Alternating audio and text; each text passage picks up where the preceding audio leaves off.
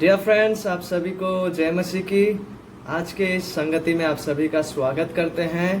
तो आइए आज की संगति को एक गीत के द्वारा आरंभ करते हैं और यह गीत है सियोन देश हमारा है देश। सियोन देश हमारा है देश, रहते हैं हम परदेश, जाएंगे हम अपने देश।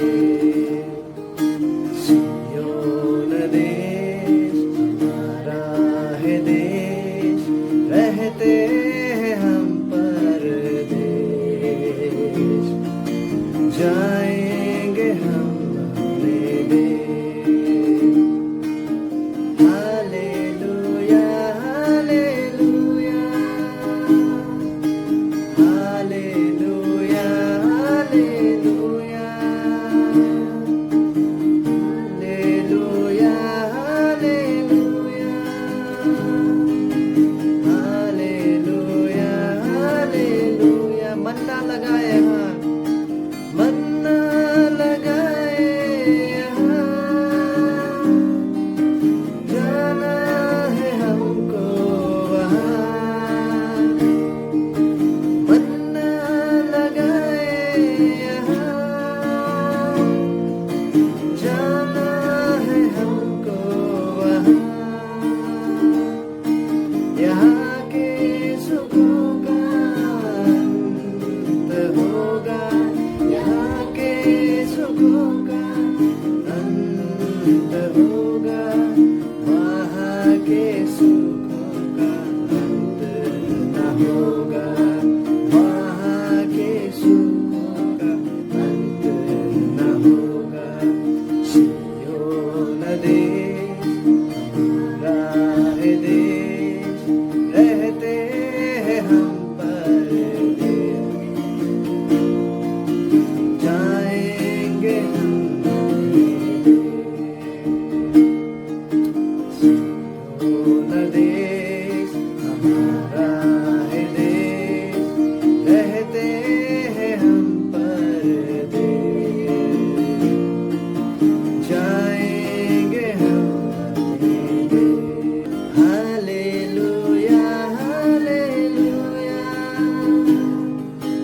हालेलुया हालेलुया हालेलुया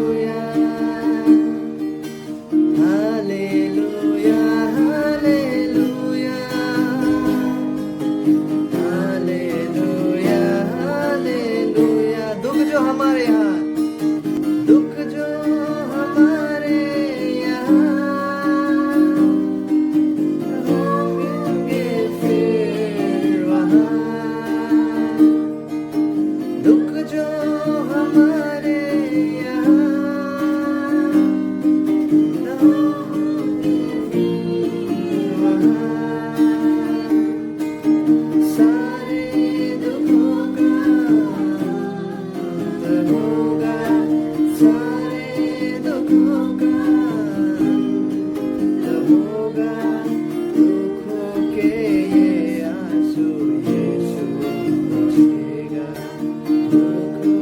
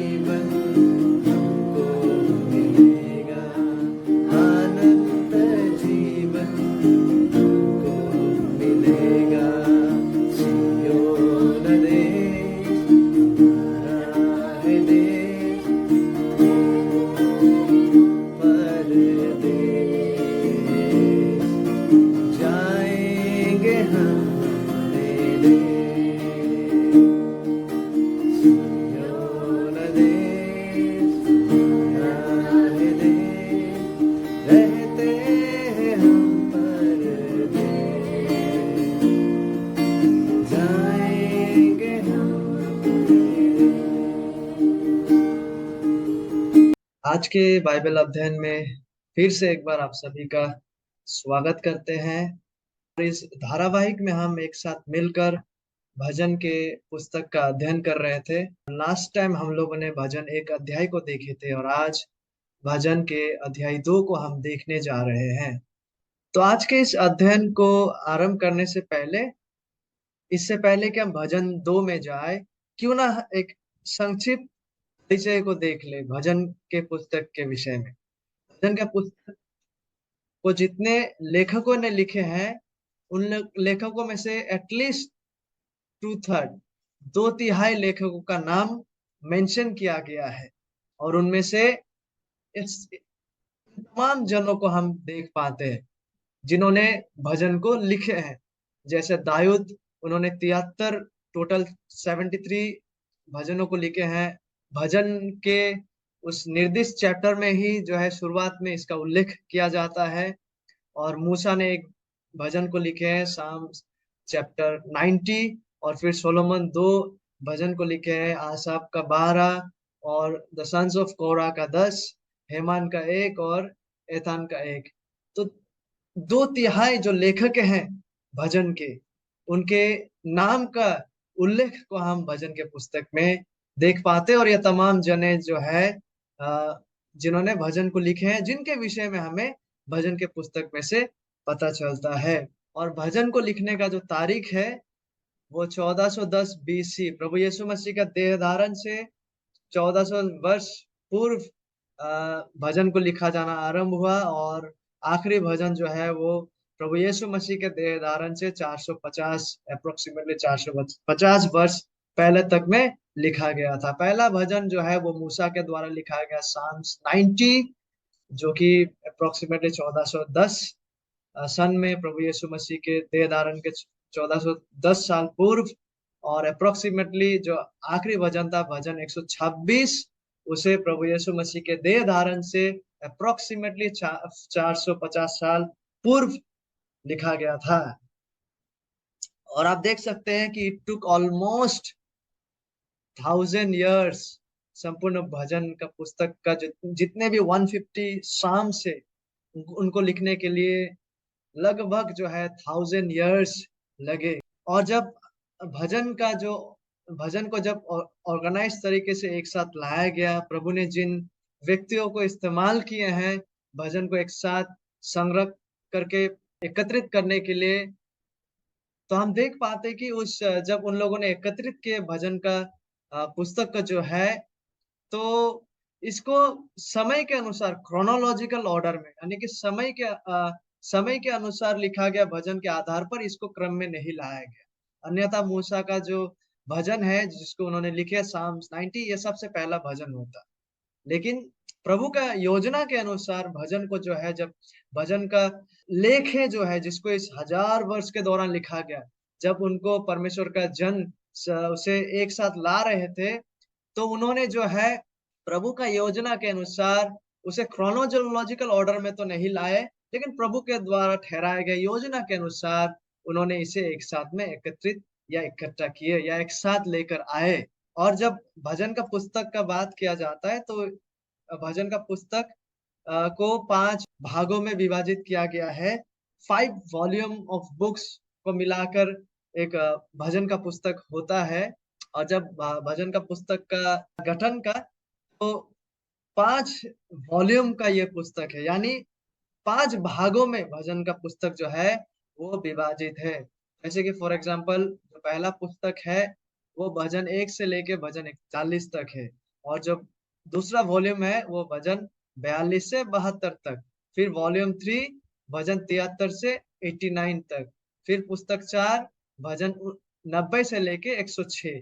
फिर पुस्तक 5 वॉल्यूम 5 भजन 107 से लेकर 150 से 5 वॉल्यूम बुक को जो है एक साथ लाया गया और हमारा भजन का पुस्तक का गठन हुआ, जिसे हम आज के हमारे बाइबलों में जिस फॉर्मेट में पाते हैं। तो आइए अभी भजन 2 के जो स्टडी है, साम्स चैप्टर 2, जिसको हम क्रम अनुसार स्टडी कर रहे थे, वहां प्रवेश करें और भजन 2 में जिन पदों को हम पाते हैं उन सारे पदों को पढ़े, 1 पद से लेकर 12 पद। जाति जाति के लोग क्यों हुल्लड़ मचाते हैं और देश देश के लोग व्यर्थ बातें क्यों सोच रहे हैं। यहोवा और उसके अभिषिक्त के विरुद्ध पृथ्वी के राजा मिलकर और हाकिम आपस में सम्मति करके कहते हैं, आओ हम उनके बंधन तोड़ डालें और उनकी रस्सियों को अपने ऊपर से उतार फेंके। वह जो स्वर्ग में विराजमान है हंसेगा, प्रभु उनको ठट्टों में उड़ाएगा। तब वह उनसे क्रोध में बातें करेगा और क्रोध में कहकर उन्हें घबरा देगा। मैं तो अपने ठहराए हुए राजा को अपने पवित्र पर्वत सिय्योन की राजगद्दी पर बैठा चुका हूँ। मैं उस वचन का प्रचार करूंगा जो यहोवा ने मुझसे कहा, तू मेरा पुत्र है, आज तू मुझसे उत्पन्न हुआ। मुझसे मांग और मैं जाति जाति के लोगों को तेरी संपत्ति होने के लिए और दूर दूर के देशों को तेरी निज भूमि बनने के लिए दे दूंगा। तू उन्हें लोहे के डंडे से टुकड़े टुकड़े करेगा। तू कुम्हार के बर्तन के समान उन्हें चकनाचूर कर डालेगा। इसलिए अब हे राजाओं, बुद्धिमान बनो, हे पृथ्वी के न्यायियों, यह उपदेश ग्रहण करो। डरते हुए यहोवा की उपासना करो और कांपते हुए मग्न हो। पुत्र को चूमो, ऐसा ना हो कि वह क्रोध करे और तुम मार्ग ही में नष्ट हो जाओ, क्योंकि क्षण भर में उसका क्रोध भड़कने को है। धन्य है वे जिनका भरोसा उस पर है। जिस मुख्य बात को, जिस केंद्रीय सत्य को हम भजन 2 में देख पाते हैं, और हम गलत नहीं होंगे यदि हम ये कहें कि भजन 2 का मुख्य विषय है, या भजन 2 को यदि हम सारांश में संक्षिप्त में व्यक्त करना चाहे भजन 2 का मुख्य विषय, तो वह ये होने जा रहा है, यहोवा के अभिषिक्त राजा के राज्य या शासन की गारंटी। यहोवा के अभिषिक्त राजा के राज्य या शासन की गारंटी। क्योंकि भजन 2 आपको यह दिखाता है कि पृथ्वी के जाति जाति के लोग और राजाएं और हाकिमें मिलकर यहोवा और उसके अभिषिक्त राजा का विरोध कर रहा है। बावजूद इसके यहोवा का अभिषिक्त राजा अपने शत्रुओं पर विजय प्राप्त करते हुए अवश्य अपना राज्य और शासन को स्थापित करेंगे। अतः इसीलिए आइए हम भजन 2 को सच्चे विश्वास सहित अध्ययन करें, पवित्र शास्त्र के इस दर्पण में इस चित्रण को देखते हुए कि हमारा प्रभु यीशु मसीह अपने सभी शत्रुओं पर आखिरकार अल्टीमेटली अंतिम विजय प्राप्त करते हुए अपना संपूर्ण राज्य को स्थापित जरूर और अवश्य करेंगे। और यही है भजन 2 का मुख्य विषय कि यहोवा के अभिषिक्त राजा के राज्य या उनके शासन का गारंटी। और भजन 2 में हम 4 चित्रणों को देख पाते हैं, और आइए इन चित्रणों को चिन्हित करें ताकि हम इसे और अधिक बेहतर से समझते हुए इसे याद रख सके। और इसीलिए इन 4 चित्रणों को समझने के लिए हमें भजन 2 को जो है सब सेक्शन में या अनुभागों में इसे विभाजित करना होगा, जहां पे विषय में यानी थीम में स्लाइट चेंजेस आ रहे हैं, वहां वहां वो सब सेक्शन जो है, एक सब सेक्शन आके टूटेगा और दूसरा सब सेक्शन वहां से आरंभ होगा। तो वो 4 चित्रण जिसे हम यहाँ देख पाते हैं, उनमें से सबसे पहला चित्रण जो है वो भजन 2 अध्याय 1 पद से आरंभ होकर भजन 2 अध्याय 3 पद तक में जाता है। और दूसरा जो चित्रण है वो भजन 4 से आरंभ होकर भजन 6 तक जाता है। और ये जो है जिस चित्रण का भी मैं बात कर रहा हूँ या सब सेक्शन का, अनुभागों का, ये जो बाइबल स्टूडेंट है उसके ऊपर डिपेंड करता है। कभी कभी ऐसा होगा कि किसी किसी को यहाँ पे केवल 3 ही चित्रण या 3 ही सब सेक्शन दिखाई पड़े, या किसी किसी को 4। ये अधिकांश जो है बाइबल पाठक है या बाइबल स्टूडेंट के ऊपर डिपेंड करते हैं कि वो किस प्रकार से इस सब सेक्शंस को देखते हैं। जब मैं स्टडी कर रहा था तो मैंने यहाँ पे चार सब सेक्शंस जो है, चार चित्रणों को देख पाए, जिनमें से सबसे पहला सेक्शन जो है वो पद 1 से लेकर पद 3 तक आता है। और फिर दूसरा जो सब सेक्शन है, दूसरा जो अनुभाग है, वो पद 4 से लेकर पद 6 तक में आता है। और फिर जो तीसरा भाग है वो 7 पद से लेकर 9 पद तक में आता है। और उसके बाद जो चौथा भाग है वो पद 10 से लेकर पद 12 तक में आता है। और ये चार चित्रणों में जो है चार महत्वपूर्ण विषय घट रहे हैं। इसीलिए जो भजन 2 का ये जो खंड है, ये इन चार भागों में हम इसे विभाजित कर सकते हैं। और जो सबसे पहला विषय जो यहाँ घट रहा है, सबसे पहला चित्रण हमें यह दिखाता है कि जाति जाति के लोग जो है, पृथ्वी के राजा है जो है, पृथ्वी के लोग जो है, वो परमेश्वर के खिलाफ और परमेश्वर के अभिषिक्त जन के खिलाफ, परमेश्वर के अभिषिक्त राजा के खिलाफ वे लोग जो है वो प्रतिरोध कर रहे हैं।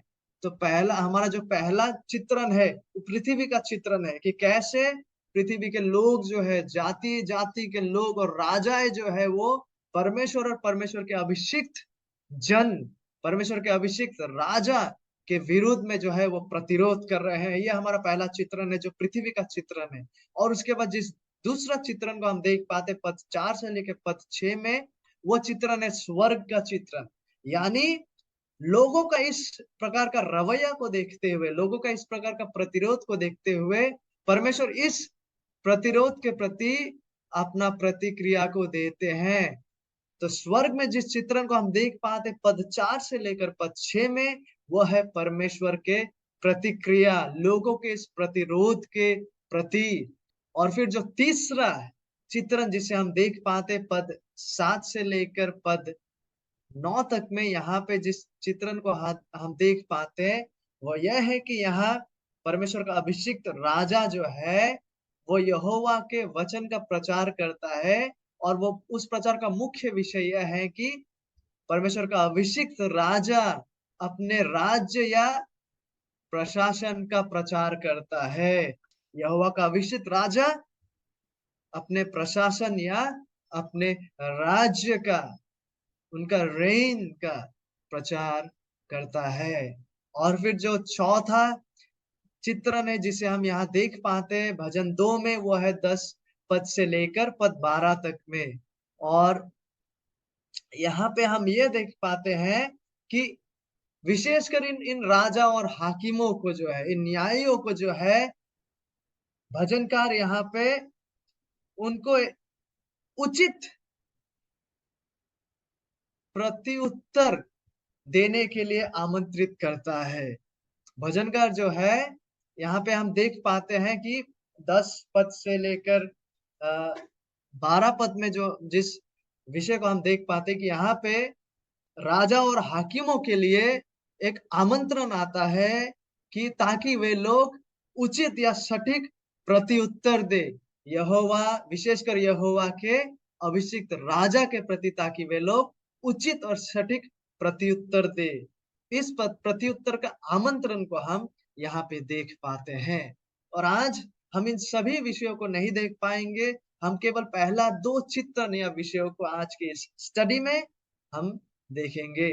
तो आइए हम सबसे पहला जो हमारा चित्रण है भजन 2 अध्याय 1 से लेकर 3 पदों में जिस चित्रण को हम देख पाते हैं, उस अंश में हम आए।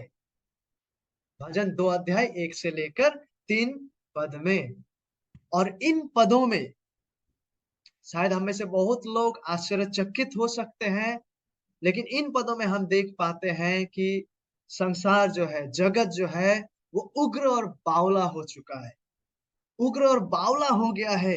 हम देख पाते हैं कि किस प्रकार से नैतिक और सामाजिक संरचना बिल्कुल उथल पुथल हो गया है। और इसके पीछे मुख्य कारण यह है कि लोग परमेश्वर के खिलाफ विद्रोह और प्रतिरोध कर रहा है। और यही हमारा चित्रण यहाँ व्यक्त करता है भजन 2 अध्याय 1 से लेकर 3 पदों में। यहाँ हम मुख्य रूप से मनुष्य का प्रतिरोध को देख पाते हैं। परमेश्वर के सभी नैतिक प्रतिबंधों के विरुद्ध समाज में आक्रोश प्रचलित है। नैतिक बाधाओं को तोड़ा जा चुका है और संस्कृति अराजकता में है। क्योंकि जिस पाप को एक ज़माने में घिनौना माना जाता था, सामान्य रूप से पृथ्वी भर में, वैसे कई पाप अब खुले तौर पर किया जाता है और समाज के मुख्य धाराओं में इन पापों को प्रवेश करता हुआ देखा जाता है, जो कि आम बात आज हो चुका है। यहाँ हम मनुष्य की भ्रष्टता को देख पाते हैं। परमेश्वर के नैतिक व्यवस्था को अनदेखा और उपेक्षा किया जा रहा है और मनुष्य वही कर रहे हैं जो उसे अच्छा लगता है। राजा और नेतृत्व में जो मनुष्य हैं, वे भी अपने लोगों को परमेश्वर और परमेश्वर के वचनों के अधिकार के खिलाफ अगुवाई कर रहे हैं। मनुष्य के इतिहास में यह प्रत्येक पीढ़ी की वास्तविकताएँ हैं। इस सच्चाई को हम प्रत्येक पीढ़ी में देख पाते हैं और आज हम इसे अपनी आँखों से भी पृथ्वी के या इस संसार के, इस जगत के हर जगह में देख पाते हैं। हम भजन 2 का इस सच्चाई को हमारे चारों ओर अपने खुद की आँखों से भी आज देख पाते हैं। और पवित्र शास्त्र के अनुसार दूसरा तीमुथियुस 3 अध्याय 13 पद के अनुसार दुष्ट और बहकाने वाले धोखा खा देते हुए और धोखा खाते हुए बिगड़ते चले जाएँगे। ये हालात जो है, ये सिचुएशन जो है, ये कंडीशन जो है, ये स्थिति जो है, ये और भी बदतर होते जाएगा। और भजन 2 अध्याय 1 पद हमसे कहता है, जाति-जाति के लोग क्यों हुल्लड़ मचाते हैं और देश-देश के लोग व्यर्थ बातें क्यों सोच रहे हैं। भजन 2 अध्याय 1 पद को भजनकार इस सवाल के साथ आरंभ करता है कि जाति-जाति के लोग यानी कि हर प्रदेश के लोग क्यों हुल्लड़ मचाते हैं। हुल्लड़ यानी कि क्योंकि वो लोग बेचैनी में हैं, क्योंकि वो लोग अस्थिरता में है, क्यों क्यों वो लोग व्याकुलता में है, क्यों कर वो लोग इस बेचैनी में है और इस बेचैनी में रहते हुए हुल्लड़ मचा रहे हैं। समुद्र की लहर की तरह मानिए कि वे लोग जो है बेचैनी में, अस्थिरता में हुल्लड़ मचा रहे हैं और विद्रोह करते जा रहे हैं। भजनकार कहता है और देश-देश के लोग व्यर्थ बातें क्यों सोच रहे हैं? क्यों कर देश-देश के लोग व्यर्थ साजिश को रच रहे हैं?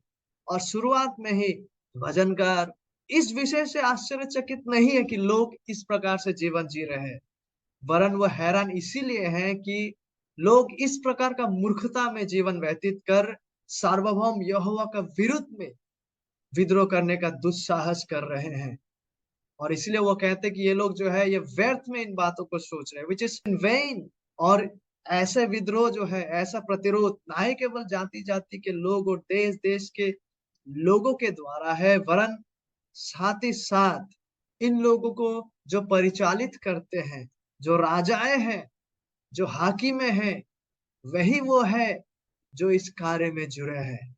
इसी विषय को हम भजन 2 अध्याय 2 पद में देख पाते हैं। लिखा हुआ है, यहोवा और उसके अभिषिक्त के विरुद्ध पृथ्वी के राजा मिलकर और हाकिम आपस में सम्मति करके कहते हैं। पृथ्वी के राजा जो है और हाकिमें जो है, यानी कि जो लोग नेतृत्व में हैं, वे लोग मिलकर परमेश्वर के विरुद्ध और परमेश्वर के अभिषिक्त जन के विरुद्ध इस षड्यंत्र को रचा रहे हैं।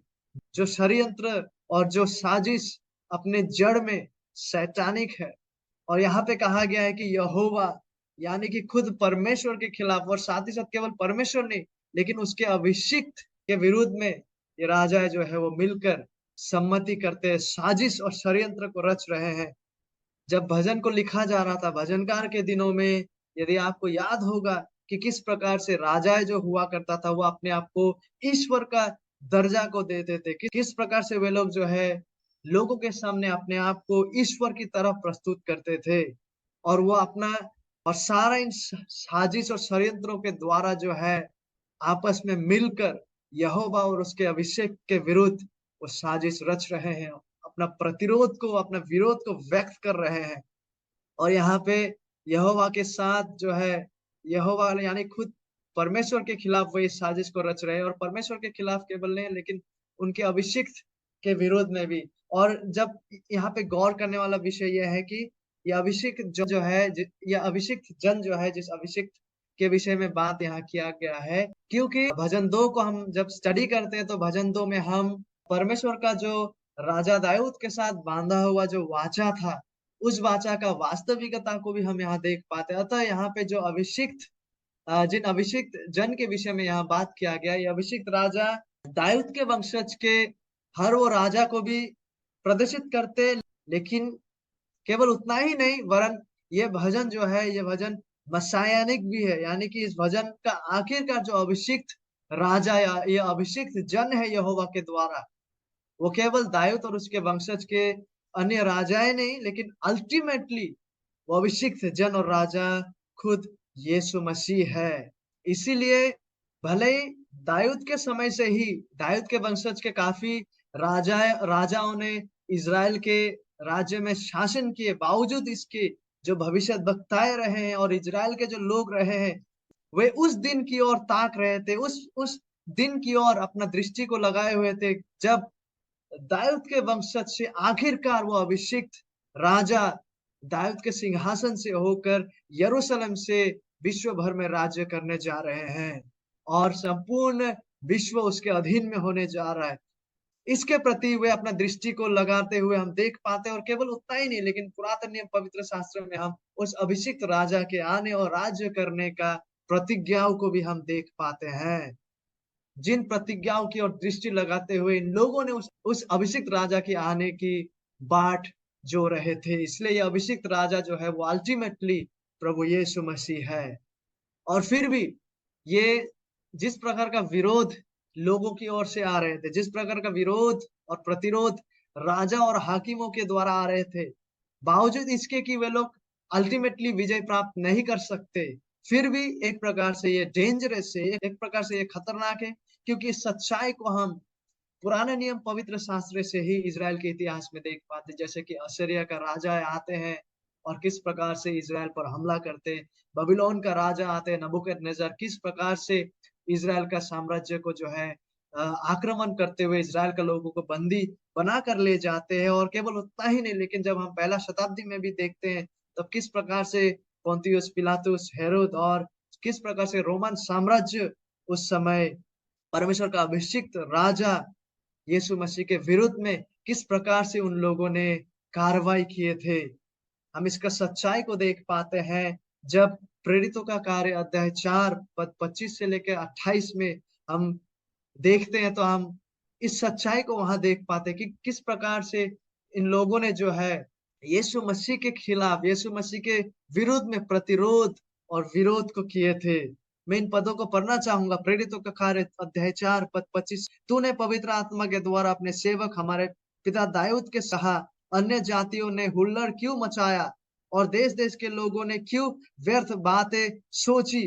प्रभु और उसके मसीह के विरोध में पृथ्वी के राजा खड़े हुए और हाकिम एक साथ इकट्ठा हो गए, क्योंकि सचमुच तेरे सेवक यीशु के विरोध में जिसका तूने अभिषेक किया, हेरोदस और पुन्तियुस पिलातुस भी अन्य जातियों और इजरायलियों के साथ इन नगर में इकट्ठा हुए।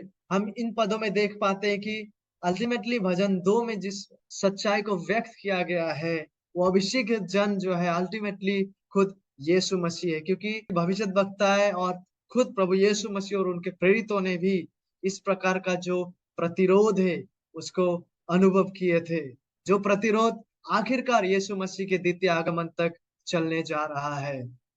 और ये राजाएं जो है, ये मिलकर, ये हाकिम जो है, ये आपस में सम्मति करते, साजिश रचाते हैं। वो परमेश्वर और परमेश्वर का जो नैतिक व्यवस्था है उसका प्रतिरोध करते हैं।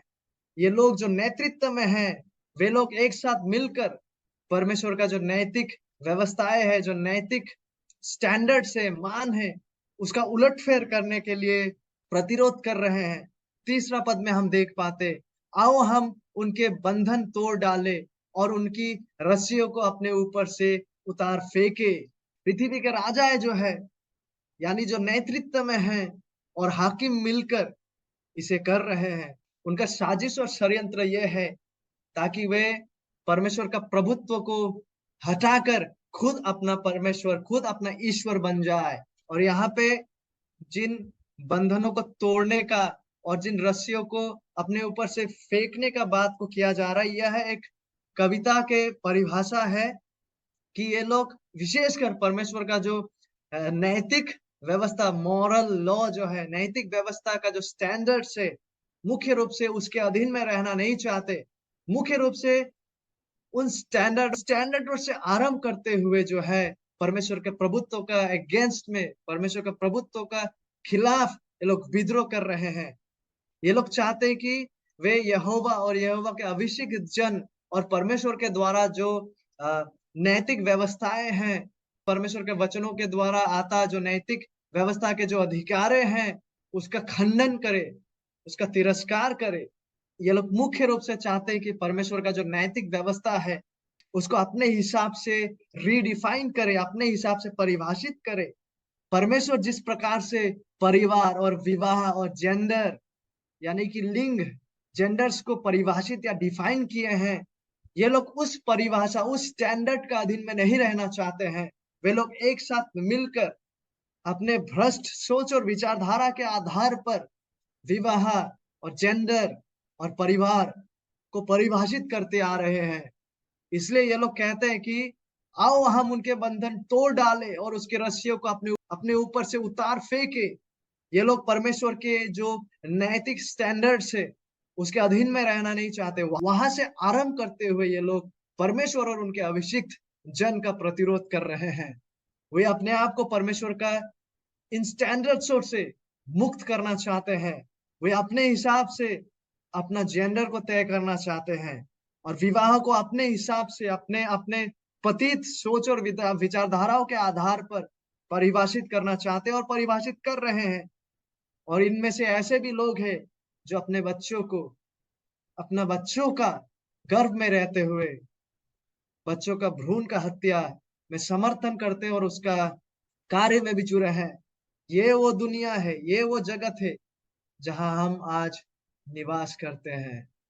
ये केवल कुछ ही उदाहरण है जहां से हम इस जाति जाति के लोगों का, इन राजाओं का एक साथ मिलकर षड्यंत्र का, इनका हुल्लड़ मचाने का, इनका विद्रोह का, परमेश्वर के खिलाफ इनका प्रतिरोध का चित्रण को देख पाते हैं।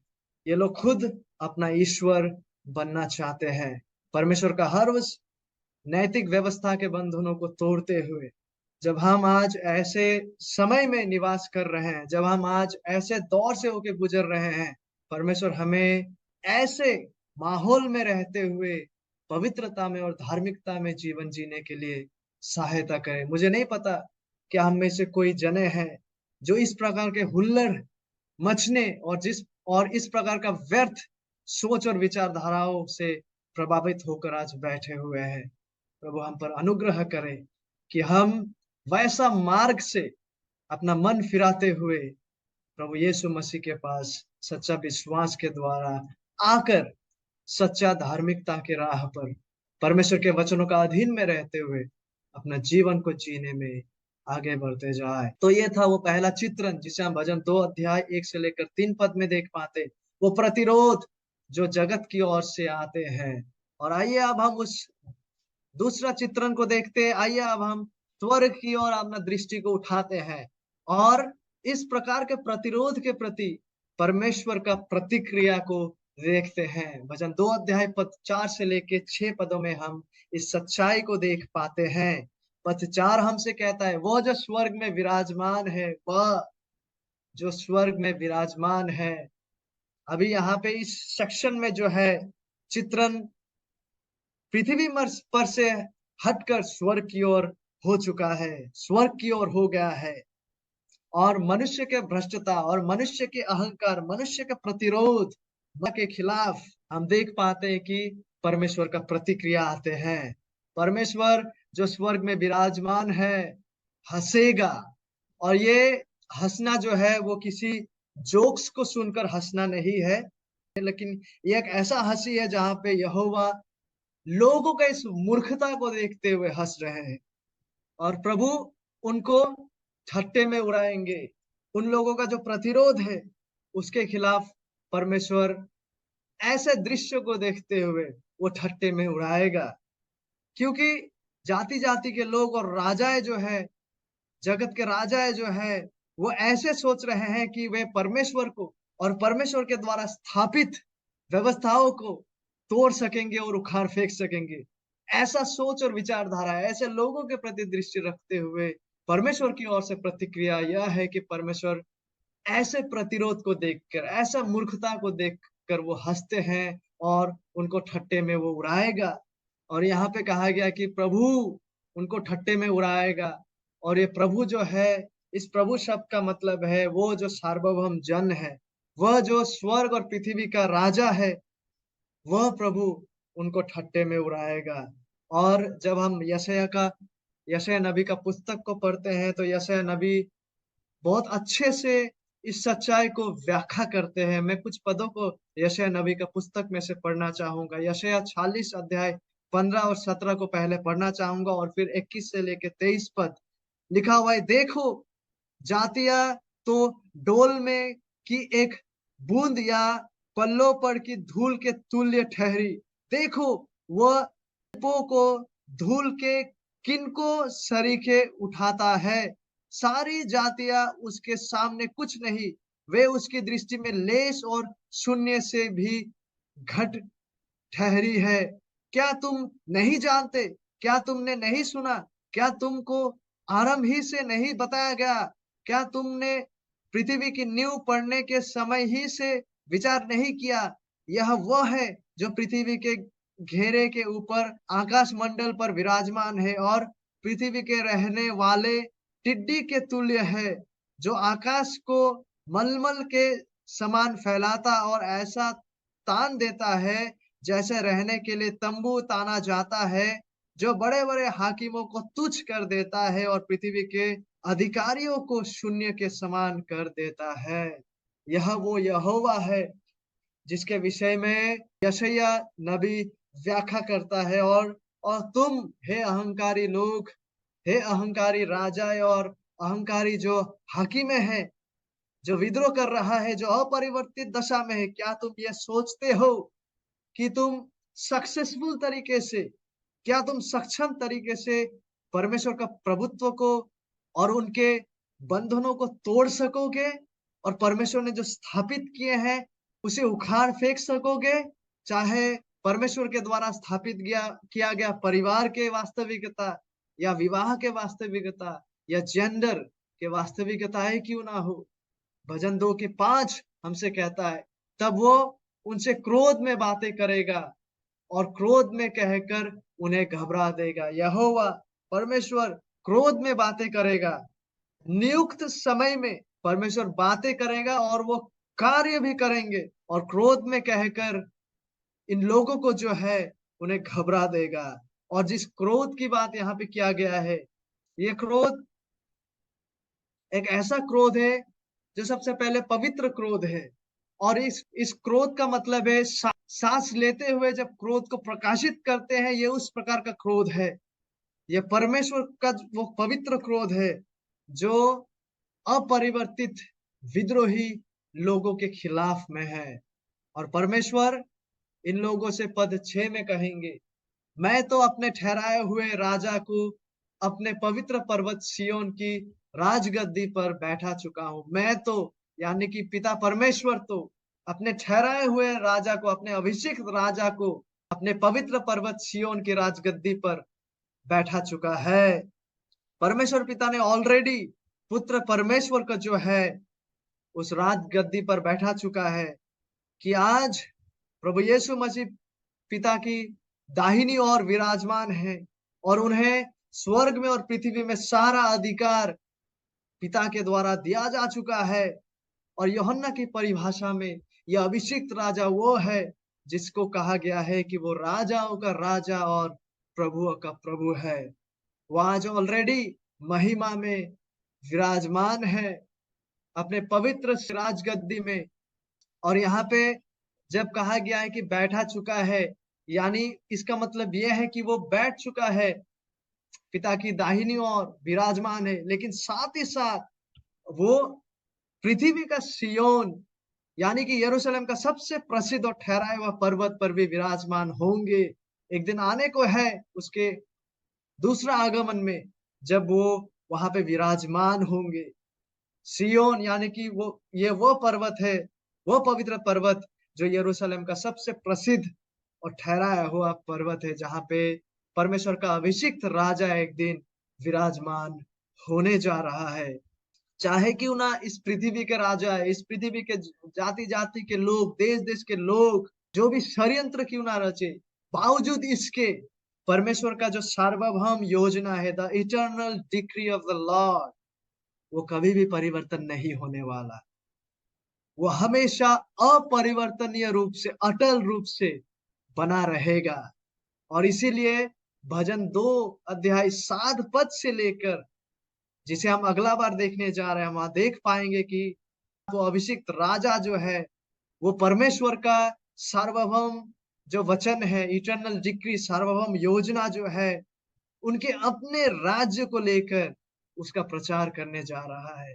तमाम महत्वपूर्ण विषयों को वो बताने जा रहा है कि किस प्रकार से उनका जो प्रशासन है, वो निश्चित रूप से होने जा रहा है। परमेश्वर का अभिषिक्त राजा का राज्य और प्रशासन का गारंटी का बातों को हम आगे देख पाते हैं, जिस अंश को हम अगले बार देखने जा रहे हैं। और आज की अध्ययन की अंत की ओर आते हुए मेरे प्रिय भाई और बहनों, भजन 1 में हमने देखे थे कि केवल 2 ही प्रकार के मार्ग है। एक वो जो धर्मियों का मार्ग है, एक यानी वो जो धार्मिकता का मार्ग है, और दूसरा वो जो दुष्ट लोगों का मार्ग है। और पृथ्वी के प्रत्येक इंसान है जो है, पृथ्वी के सारे व्यक्ति जो है, वो इन्हीं 2 मार्गों में से किन्हीं-किन्हीं मार्गों में है। कुछ लोग धर्मी के मार्ग में है, कुछ लोग धार्मिकता के मार्ग में है, और कुछ लोग दुष्टता के मार्ग में है। कुछ लोग जीवन के मार्ग में है, वो धार्मिकता का मार्ग जो जीवन की ओर ले जाते हैं, और बहुत से लोग ऐसे हैं जो उस चौड़ा मार्ग दुष्टता के मार्ग में है, जो आखिरकार विनाश की ओर ले जाता है। और सवाल हमारे पास यह आता है कि आप आज कौन सा मार्ग में है? आप आज कौन सा मार्ग में है? आपका जीवन यात्रा किस मार्ग पर है? क्या वो उस मार्ग पर है जिसे धर्मियों का मार्ग कहा जाता है, या फिर आपका जीवन उस मार्ग में है जो विनाश की ओर ले जाता है? किस मार्ग में है आपका जीवन आज? किस मार्ग में आप चल रहे हैं? और भजन के अध्याय 2 से हम ये कह सकते हैं कि जैसे भजन 1 में 2 प्रकार का मार्ग है, भजन 2 में 2 प्रकार का मनुष्य है, 2 प्रकार का व्यक्ति है, 2 प्रकार का इंसान है। और वो 2 प्रकार के इंसानों में से एक प्रकार का इंसान वो है जो परमेश्वर और उसके अभिषिक्त राजा के अधीन में अपने जीवन को व्यतीत करते हैं, उनके प्रभुत्व का अधीन में अपने आप को समर्पित किए हैं। और दूसरे प्रकार के लोग वो है जो विनाश की राह पर चल रहे हैं। वे लोग वो है जो मिलकर परमेश्वर और उसके वचन, परमेश्वर का अभिषिक्त राजा और परमेश्वर के नैतिक व्यवस्था के विरोध में, विद्रोह में अपना जीवन को जी रहे हैं, अपरिवर्तित दशा में अपने जीवन को जी रहे हैं। और पृथ्वी के सभी लोगों में से कुछ लोग ऐसे हैं जो परमेश्वर के अधीन में, परमेश्वर के अभिषिक्त राजा के अधीन में जी रहे हैं, और कई ऐसे लोग हैं जो परमेश्वर के खिलाफ, परमेश्वर के प्रकाशित इच्छा जो उनके वचनों में है, परमेश्वर का नैतिक व्यवस्था के प्रतिरोध में अपना जीवन को जी रहे हैं। सवाल हमारे पास यह है कि हम कौन सा व्यक्तियों में से हैं? आप कौन सा व्यक्तियों में से हैं? क्या आप परमेश्वर और परमेश्वर के अभिषिक्त राजा और परमेश्वर के वचन के अधिकार के अधीन में अपना जीवन को व्यतीत कर रहे हैं? या फिर आप उन लोगों में से हैं जो अभी भी अपरिवर्तित दशा में है और अपने प्रकृति से परमेश्वर, उनके अभिषिक्त राजा और उनके वचन के विरोध में प्रतिरोध करते हुए अपने जीवन को जी रहे हैं? हम कौन सा लोगों में से है आज? क्या जगत के ये जो हुल्लड़ मच रहे हैं, क्या ये जगत के जो व्यर्थ योजनाएं हैं जो परमेश्वर के विरुद्ध में है, क्या जगत के मानक के जो है, जो परमेश्वर के विरोध में है, जो परमेश्वर के नैतिक व्यवस्था के विरोध में है, क्या वैसे विचारधारा है, क्या वैसे सोच हमारे बीचों में आज प्रवेश कर रहा है और हमें प्रभावित कर रहा है? क्या वो हमें इस प्रकार से प्रभावित कर रहे हैं कि हम उनके अनुरूप चलने में प्रेरित हो रहे हैं? ये हमारे लिए सोचने का विषय है आज। और जैसे पौलुस ने कहे थे कि अपने विश्वास को जांचो और परखो, हम आज अपने विश्वास को जांचे और परखे और देखे कि क्या हम सचमुच प्रभु यीशु मसीह में सच्चा विश्वासी है। क्या हम सचमुच उन व्यक्तियों में से है जो धार्मिकता के राह पर चल रहे हैं। क्या हम उन व्यक्तियों में से है जो परमेश्वर और उनके अभिषिक्त राजा और उनके वचनों के अधीन में होकर अपना जीवन को व्यतीत कर रहे हैं। परमेश्वर के अनुग्रह में हम ऐसा व्यक्ति ठहरे।